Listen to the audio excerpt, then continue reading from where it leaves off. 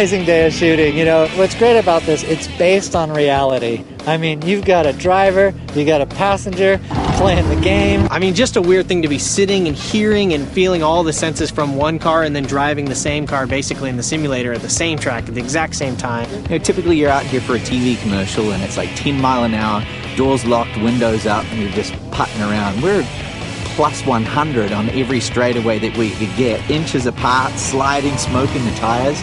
But the main thing is that it's totally in the middle of it all the time, middle of the action. When we're chasing in a camera car, we're running flat out. That camera's like under the bumper of these cars as they're drifting around. In turn 5 up here, I think they're pulling over a G as he turns into that left-hander there, and you can feel it and see it there, and this is stuff you couldn't set up and fake.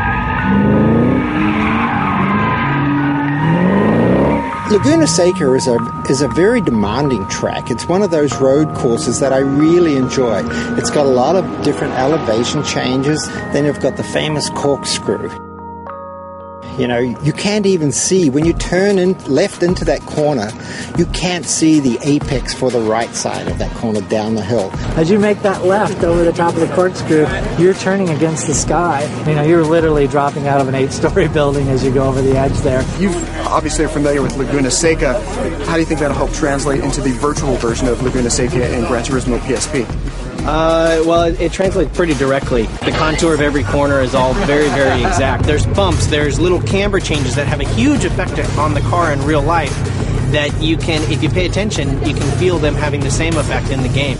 You know, you got all the key things here. When you come down the corkscrew, you have the oak tree here in Monterey, just like you do on the screen, you know, in the simulator. So it's really amazing. You can actually use the game to learn racetracks. As a driver, as an enthusiast towards cars, and just to be able to be out here at Laguna Seca, any opportunity you can get, it's a good day. You know, every one of these cars that we had in the lineup here were incredible. You know, I drove the Corvette today, 630 horsepower. You got 4 cars that are absolutely running flat out around Laguna Seca, and when everything works like it did, it's just fantastic. Gran Turismo, only possible on PSP and PSP Go. PlayStation